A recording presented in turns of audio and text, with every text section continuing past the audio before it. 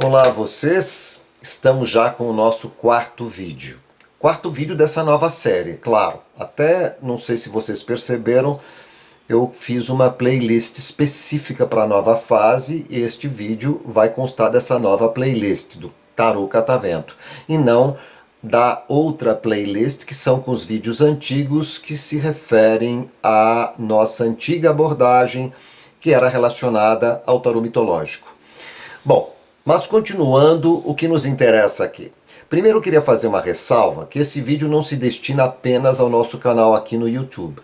Ele também vai ser postado na nossa homepage, que está quase pronta, em que a gente apresenta o trabalho, e tem toda a teoria, tem todas as imagens, as cartas, com a imagem que o Mário Luiz Cor está fazendo, que é uma pessoa que me deu um apoio imenso nesse projeto e se responsabilizou por toda a parte gráfica e está fazendo um trabalho maravilhoso, e eu sei que vocês vão gostar muito dessas novas imagens do tarô, que seguem uma lógica diversa do tarô tradicional, porque a nossa abordagem é diferente, né? Então teria que ter uma adequação das novas imagens com relação ao espírito do tarô que a gente está propondo. Eu queria só, antes de começar a falar o ponto central que eu quero trabalhar no dia de hoje, só queria lembrar uma coisa. Nós seguimos, assim como o caminho do louco ou o ciclo do louco, seguimos a mesma lógica cíclica. E se essa lógica cíclica, ela não é uma volta que começa e termina, ela é como uma espiral que vai se aprofundando em processo evolutivo. Porque também é essa a realidade do louco. O louco sai de si, né? E chega ao mundo. E ele, nesse ponto, há uma evolução. Só que para a nova etapa de consciência, ele também está ingênuo, ele é amadurecido em relação a tudo que foi vivido no passado, mas para os novos desafios do futuro ele volta a ser um novo louco e todo o processo se retoma passo a passo, dependendo de circunstâncias, de aspectos da vida. Em alguns aspectos a gente amadurece mais do que outros, então são como se fossem ciclos de ciclos em tantos aspectos que no final nos compõem enquanto seres. É mais ou menos essa ideia da consciência que a gente tem e com a qual a gente trabalha. No caso. Portanto, os nossos vídeos, como também o nosso texto todo explicativo, ele também tem esse papel meio cíclico espiralado, de evolução. Ou seja, parece que a gente está retomando o mesmo caminho, mas sempre no retomar e fazer novamente a virada, o grande ciclo, eu digo até a roda da consciência, né? O ciclo do louco, a roda da consciência, há um passo a mais. Algo a mais é acrescentado, e isso vai construindo a nossa maturidade, a nossa visão. Dito isto, o nosso tema de hoje é o tarô e a profanação do sagrado. Nós já nos referimos à ideia de profanação em vídeos anteriores, num dos 3 vídeos anteriores, eu não sei qual deles, mas a gente já tocou nessa ideia. É uma imagem emprestada desse filósofo italiano contemporâneo, Giorgio Agamben, sem querer entrar no mérito das dissidências que se possa ter com ele em alguns aspectos, mas uma coisa é certa, ele é um progressista e ele é muito crítico de qualquer forma opressiva. Isso a gente pode, de relação, isso a gente pode ter certeza, independentemente. E é claro que eu faço os meus recortes, assim como vocês, sem dúvida, farão com relação a tudo aquilo que eu estou fazendo. Eu fiz o meu recorte e tirei daquilo que até então era dele, que passou a ser meu, uma abordagem específica da ideia de profanação do sagrado. E é o que eu vou explicitar nesse vídeo, o que vem a ser esse tarô.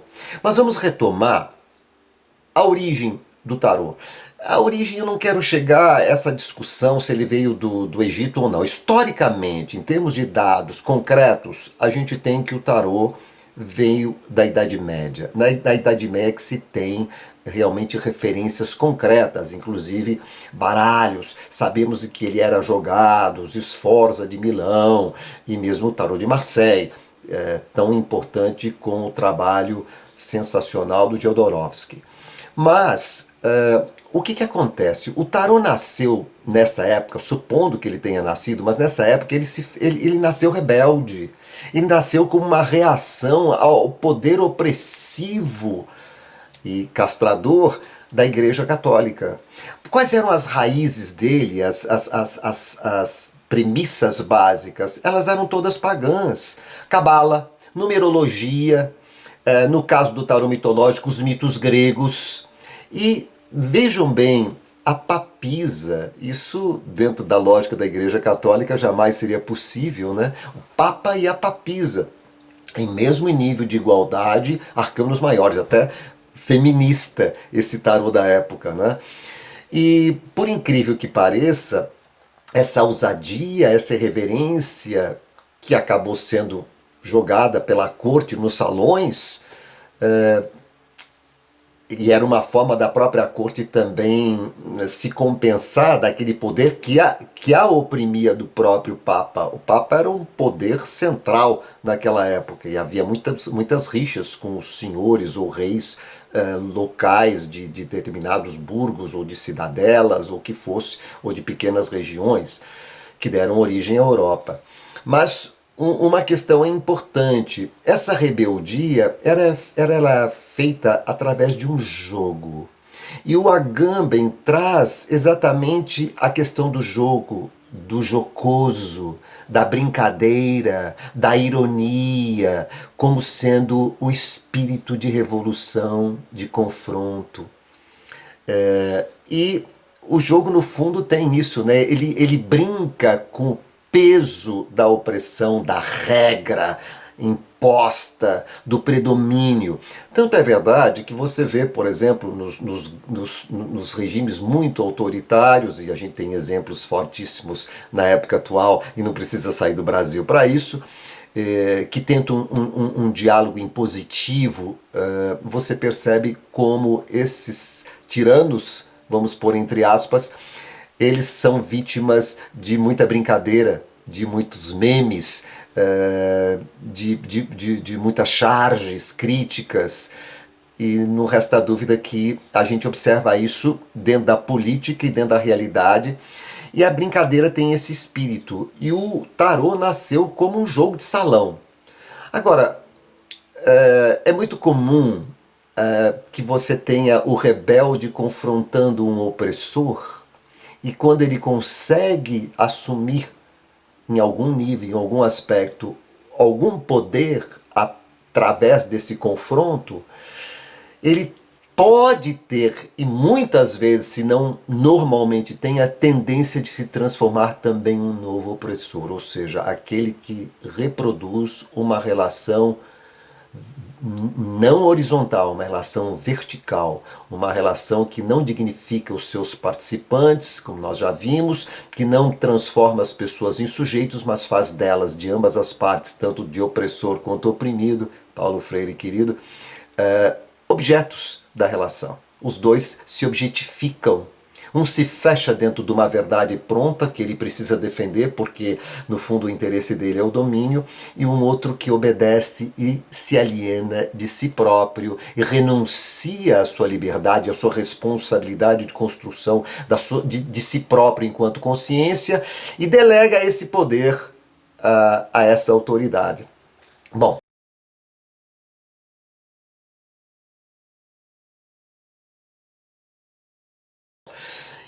então, nós vemos que, historicamente, o tarô que teve essa origem rebelde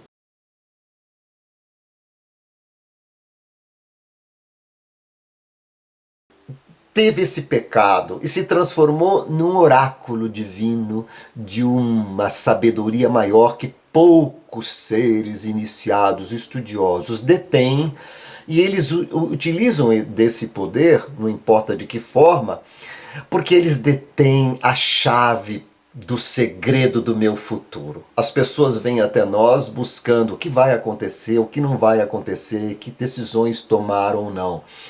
E é exatamente isso que faz do tarô um instrumento que nos apequena, que nos aliena. Por quê?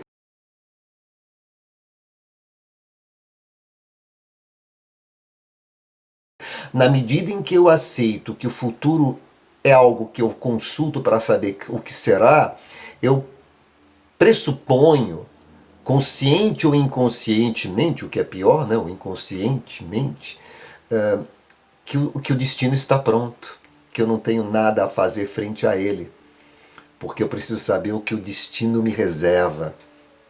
Então, eu abdico da minha responsabilidade de construtor do meu próprio futuro e, portanto, construtor do social, do homem e do todo humano, porque na nossa individualidade nós convivemos em sociedade, influenciamos o nosso entorno, portanto, nós temos esse papel e, ao mesmo tempo, essa responsabilidade, principalmente se temos essa consciência, né?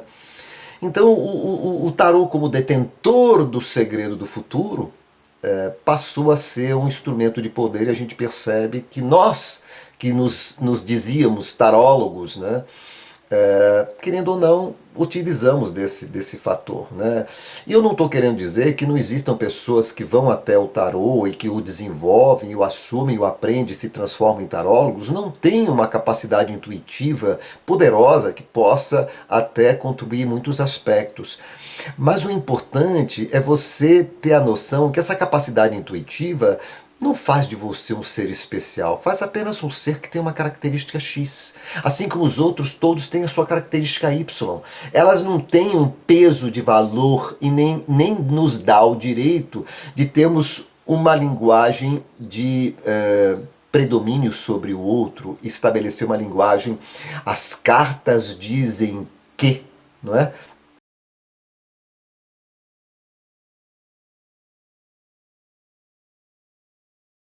Colocar isso em discussão, colocar isso de uma forma em que o próprio ser possa assumir a consciência de talvez uma tendência que as cartas possam trazer, mas que existe um âmbito não tão pequeno.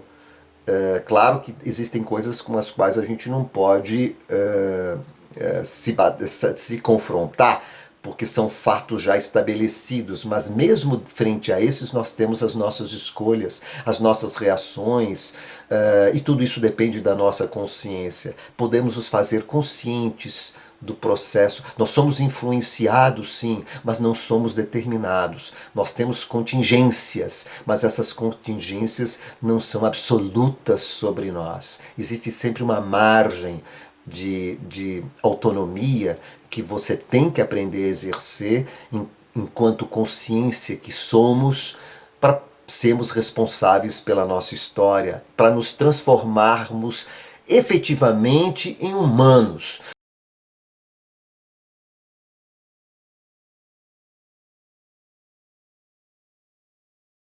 Porque o humano é história, o humano é transformação, o humano não é reprodução. O humano que evolui, ele não só estabelece a crítica, ele tem como pressuposto para a sua possibilidade de crítica a sua autocrítica. E é na minha autocrítica que eu percebo que eu tenho que me renovar, abandonar as minhas crenças até então e abraçar crenças novas. Aquilo que se congela no tempo é uma aberração histórica, é um mal que precisa ser confrontado.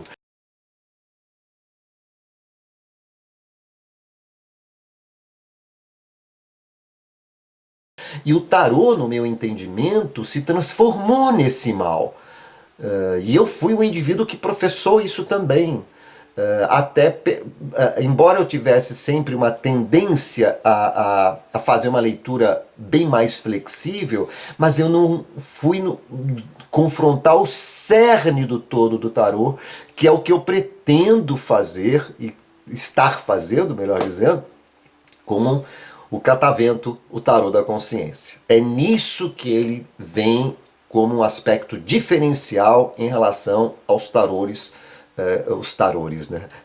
Os tarôs, desculpem, que já existem em relação a tarôs da consciência. Sim?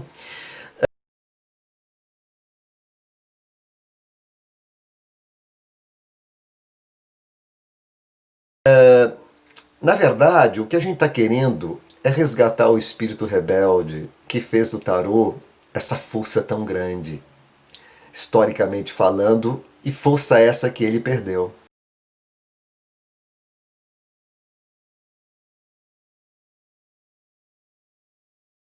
Resgatar esse espírito rebelde, esse espírito de projeção do ser para construir a sua autonomia, que não uma linguagem que nos passiviza, mas algum reforço que nos coloque ainda mais em movimento.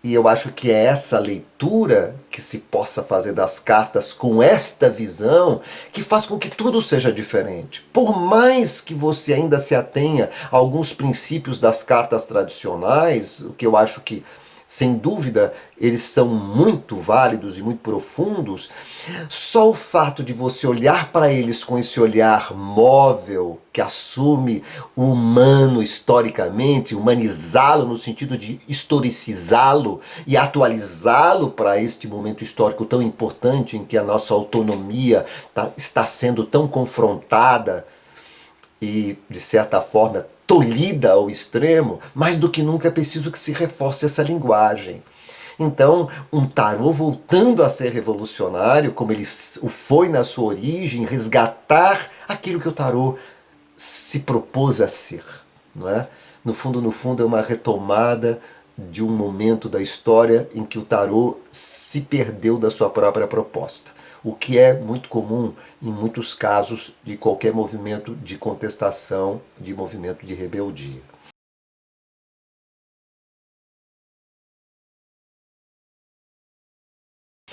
Bom, claro que caminhamos um pouco a mais, sem dúvida, e vai ser assim. Esse vídeo, então, que agora já podemos explicitar, que se destina a todos vocês que nos seguem aqui no YouTube e também aqueles que são muito bem-vindos, que já são parceiros mais diretos, que visitam o nosso site, que bebem das coisas que lá estão para fazerem os seus escolherem o que lhes interessa, o que não, para visualizarem as novas imagens, para deixarem também a sua opinião, a sua sugestão, a sua crítica, que sempre serão muito bem-vindas e são muito necessárias.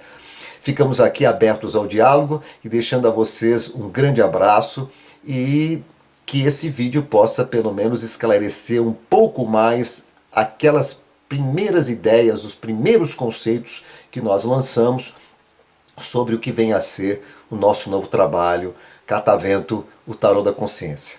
Um abraço a todos.